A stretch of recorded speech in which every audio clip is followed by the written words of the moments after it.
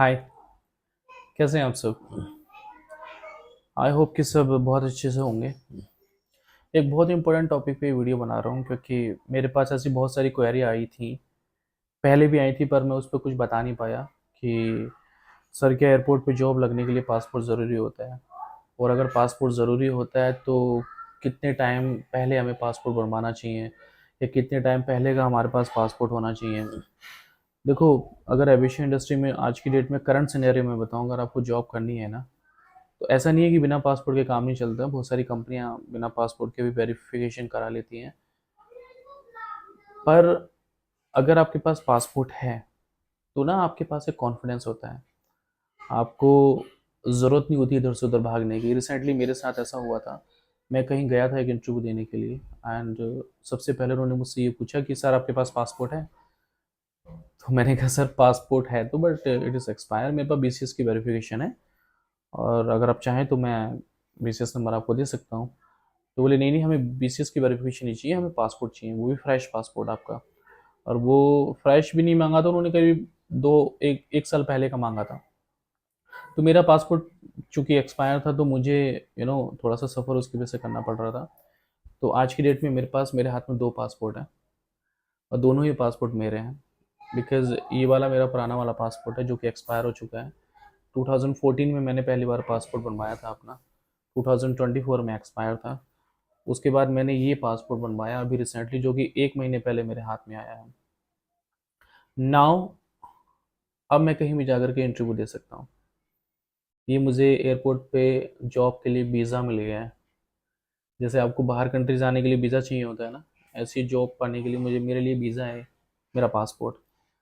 अब थोड़ा सा इसके पीछे कहानी बताता हूँ, क्योंकि पासपोर्ट जो मेरा पहले वाला पासपोर्ट था, ये मैंने यूपी से बनवाया था। I born and brought up in UP, और मेरा पासपोर्ट का सेंटर था बरेली। तो बरेली दिल्ली से बहुत दूर पड़ता है। तो मेरे दिमाग में एक सबसे बड़ा जो जो इशू था वो चल रहा था दिमाग में, कि मुझे जो पासपोर्ट है वो दिल्ली से बनवाना है। तो रिसेंटली मेरे पास जो मेरा पासपोर्ट है वो मेरे दिल्ली एड्रेस पे है। Finally I goat this passport with the address of Delhi. And Delhi में एड्रेस प्रूफ चेंज कराने के लिए, इस एड्रेस पे पासपोर्ट बनवाने के लिए मुझे ज़्यादा मशक्क़त तो नहीं करनी पड़ी। पर हाँ, जो चीज़ मुझे एक बड़ी अच्छी लगी, जो मैं कहना चाहूँगा, आप सबसे बताना चाहूँगा, कि मुझे प्रोसेस बड़ा अच्छा लगा यहाँ का। इतना स्मूथ प्रोसेस, इतना अच्छा प्रोसेस। मैंने एक दिन अप्लाई किया, और मैंने सोच लिया था कि मुझे पासपोर्ट, जिस दिन उस इंटरव्यू में मुझे रिजेक्ट किया just because of the passport, तो उसी दिन ये बात मुझे लग गई थी कि मुझे दिल्ली का पासपोर्ट चाहिए हाथ में अपने।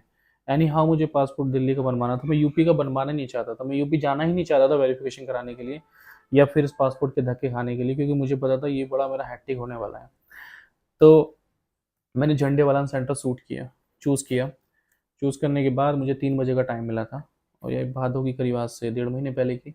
तो मैं सेंटर पे पहुंचा, रिसेप्शन पे जाकर के अपने सारे डॉक्यूमेंट दिखाए।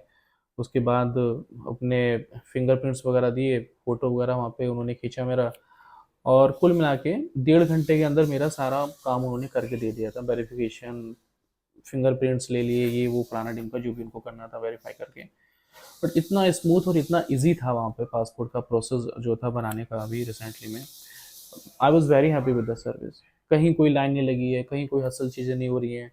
एक प्रॉपर तरीके से नंबर आ रहा है, एक प्रॉपर तरीके से स्क्रीन चल रही है, आपको बताया जा रहा है कि हाँ जी ये आपका नंबर है, और आपको इतने बजे इस मिनट पे यहाँ पे इस वाले कैबिन में जाना है, इस वाले आपको इस इंसान के पास जाना है। तो प्रॉपर लिखा आ रहा था वहाँ पे बाई बाई नंबर्स।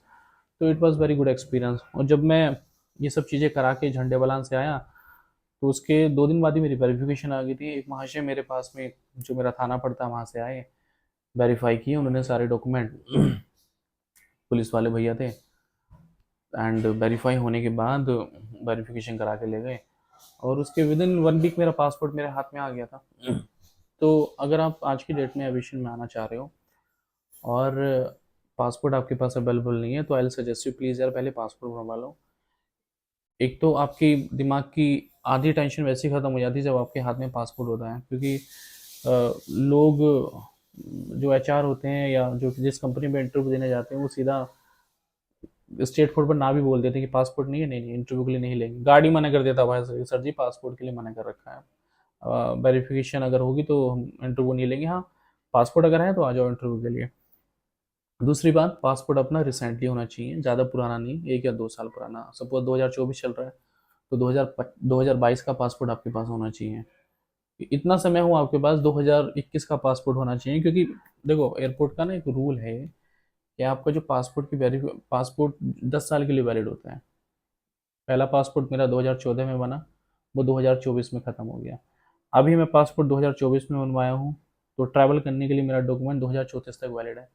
पर एयरपोर्ट के लिए ये 5 साल तक ही वैलिड है। अब 5 साल बाद फिर से मुझे अपनी बीसीएस की वेरिफिकेशन करानी होती है। जब मेरा पासपोर्ट भी होगा फिर भी मुझे वेरिफिकेशन अपनी बीसीएस की करानी पड़ेगी। उसका रीज़न ये है कि 5 साल के बीच में कोई क्रिमिनल केस तो एक्टिविटी में इन्वॉल्वमेंट नहीं है मेरी, मेरे खिलाफ कोई एफआईआर तो नहीं है, या मेरा कोई करेक्टर ख़राब तो नहीं है। अभी क्या होगा कि अगर मैं दिल्ली का मेरा पासपोर्ट है तो अब मेरी वेरिफिकेशन बीसीएस की वो दिल्ली से होगी। अगर मेरा यूपी का होता तो मेरी वेरिफिकेशन फिर से यूपी से मुझे करानी पड़ती। तो पासपोर्ट बनवा लीजिए, पासपोर्ट बहुत इंपॉर्टेंट है। और रिसेंटली बहुत सारे इंटरव्यूज़ अभी अलग अलग कंपनी में आ रहे हैं। मैं ज़्यादा वीडियोज़ उन पर नहीं बना पाता हूँ क्योंकि टाइम का बड़ा अभाव है, पर मैं कोशिश करता हूँ कि हाँ आप तक सही जानकारी वो जाती रहे, मिलती रहे। एंड एक चीज़ और मैं जो कहना चाहूँगा, ये जो पासपोर्ट है ना, आप जब किसी बाहर कंट्री में जाते हो ना तो आपसे, ये पर्सनली मैं लेवल पे आपसे बोल रहा हूँ, तो आपसे आपका धर्म नहीं पूछा जाता, आपसे आपकी जात नहीं पूछी जाती, आपका कुछ नहीं पूछा जाता। पूछा जाता है हु आर यू। तो आप कहते हैं कि I am Indian, this is a passport for the Indian citizen. And I am so proud यार कि यहाँ सत्यमेव जयते लिखा हुआ है, ये पासपोर्ट बड़े प्यारे अक्षरों में लिखा हुआ है, रिपब्लिक ऑफ इंडिया लिखा हुआ है। एंड ये फीलिंग पासपोर्ट की मुझे लग्जरी ऐसी लगती है। जब मैंने शुरू में अपना पासपोर्ट बनवाया था ना 2014 में, तो I was like I was a king. The feeling वो छोटी छोटी चीज़ें हैं यार, because I born in a blaze. तो मुझे इतनी आदत नहीं थी इन चीज़ों की कि यार पासपोर्ट बनवाऊंगा, एयरपोर्ट पे जॉब करूंगा। और शेयर वन इंसिडेंट, बहुत फनी इंसिडेंट है।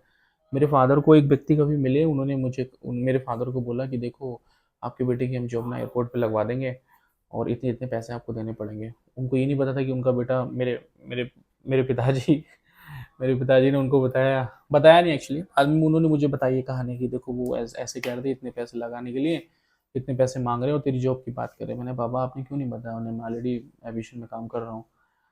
तो आज की डेट में बहुत सारे बच्चे हैं ऐसे जिनको मैं जानता हूँ जो लाखों लाख रुपए खर्च कर रहे हैं इंस्टीट्यूट में, पैसे में, पढ़ाई में। और ठीक है, उनके पास है पैसा, वो खर्च कर रहे हैं। पर आई विल सजेस्ट यू यार कि अपने माँ बाप का पैसा जो है ना, मेहनत का, वैसे कहीं वेस्ट मत करो। अगर आपको लगता है कि डाउट है कि कुछ चीज़ें सही नहीं है, या मुझे इसमें डाउट है, तो प्लीज़ एक बार बात ज़रूर कर लेना इस बारे में, क्योंकि मैं नहीं चाहता कि किसी के पैसे यार वेस्ट जाएँ। किसी कंपनी के अगेंस्ट मैं बोल नहीं सकता हूँ क्योंकि मेरी खुद की लिमिटेशंस हैं अपनी, और गलत राय आपको दूंगा नहीं, क्योंकि जिस फैमिली बैकग्राउंड से मैं आता हूँ, मैंने भी स्ट्रगल देखा है अपनी लाइफ में।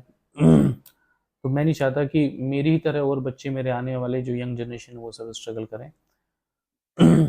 अपनी कम्युनिकेशन पे काम करो, अपने आप को पॉलिश करो, और समाज में देखो कि अपना योगदान कैसे दे सकते हो, और खुश रहो, बस खुश रहो और दूसरों को खुश रहने दो। खुश रहोगे, दूसरों को भी खुश रखोगे। कोई भी अगर क्वेरी हो पासपोर्ट से रिलेटेड, एविएशन से रिलेटेड, जॉब से related, you can comment me. और यार चैनल को सब्सक्राइब कर लेना, बिकॉज सब्सक्राइबर बढ़ तो रहे हैं लेकिन धीरे धीरे बढ़ रहे हैं। और चूंकि मैं वीडियो डेली बेसिस पे नहीं डालता हूँ, पर मैं कोशिश करूँगा कि अब टाइम निकाल करके मैं वीडियो एक अपनी चैनल पे एक डाला करूँ डेली, जिससे मेरे सब्सक्राइबर और यूट्यूब चैनल का जो मोनेटाइजेशन है वो हो जाए। बिकॉज हर किसी यूट्यूबर का सपना होता है यार कि उसका चैनल मोनेटाइज हो जाए एक बार। ऐसे ही मेरा भी सपना है, ड्रीम है। लेट्स सी, वेल देखते हैं कब तक पूरा होता है। मिलते हैं नेक्स्ट किसी ऐसी वीडियो में। टिल देन टेक केयर, जय हिंद, जय भारत, वंदे मातरम।